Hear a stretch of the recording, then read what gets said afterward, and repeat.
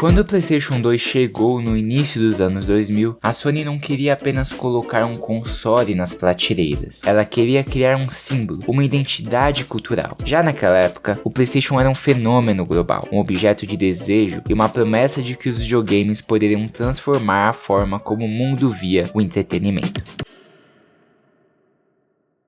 Porém, o que limitava esse potencial dos videogames era o estigma de que tudo aquilo era apenas coisa de criança. E a Sony estava decidida em quebrar com isso e mostrar para o mundo que os videogames eram muito mais do que brincadeiras, mas sim uma forma pura de arte. E como traduzir essa ambição na publicidade? Bem, foi aí que nasceu a campanha histórica The Third Place. Esse terceiro lugar não era sua casa, não era o seu trabalho, mas sim um espaço alternativo, quase onírico, onde a imaginação do jogador ganhava corpo. E a forma como a Sony decidiu representar isso nos seus comerciais foi no mínimo diferente. Em vez de seguir a fórmula padrão tradicional dos comerciais de videogames da época, mostrando gráficos, controles, jogos ou dando patadas nas empresas rivais, Hey, plumber boy, mustache man, your worst nightmare has arrived. A campanha The Third Place trouxe, bem, isso.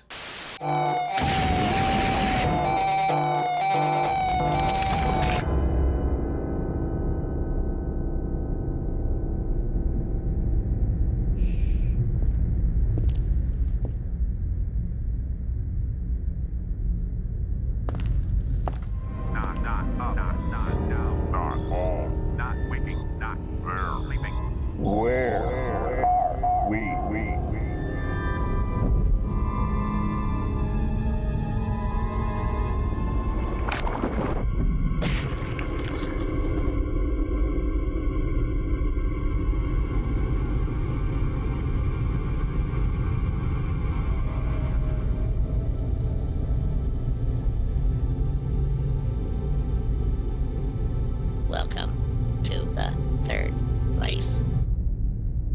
PlayStation 2! The third place! Todas essas bizarrices foram encabeçadas inicialmente por uma pessoa, David Lynch.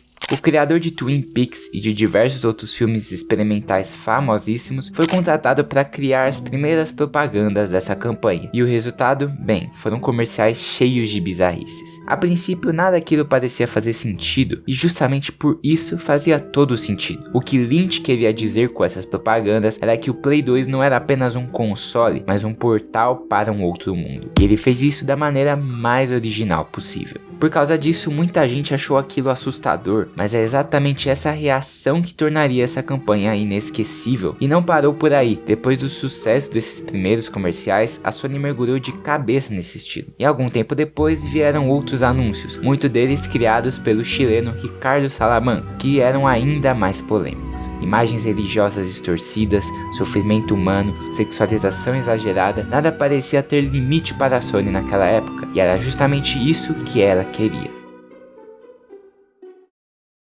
Enquanto a Nintendo cultivava a imagem família e o Xbox se apresentava como uma companhia mais séria e corporativa, a Sony queria mesmo chutar o balde. Ela queria ser ousada, jovem, moderna e subversiva. E isso chamava a atenção justamente do público que a marca PlayStation estava buscando, os adolescentes e os jovens adultos. A ideia de que o PlayStation queria mostrar de que videogames não são só coisa de criança funcionou. Naquela época, o PlayStation 2 não só dominou o mercado, como se consolidou como um ícone cultural. A publicidade estranha reforçava a ideia de que o PlayStation não estava ali apenas para entreter, mas para revolucionar a indústria para sempre, com jogos cada vez mais originais, sérios e profundos. Mas se você pensa que a ousadia ia acabar na época do PlayStation 2, você está enganado. Quando o PlayStation 3 foi lançado, ele foi um fracasso. O console chegou caro, cheio de promessas que não correspondiam às expectativas e o resultado, bem, foram vendas baixíssimas e um desastre colossal para a Sony.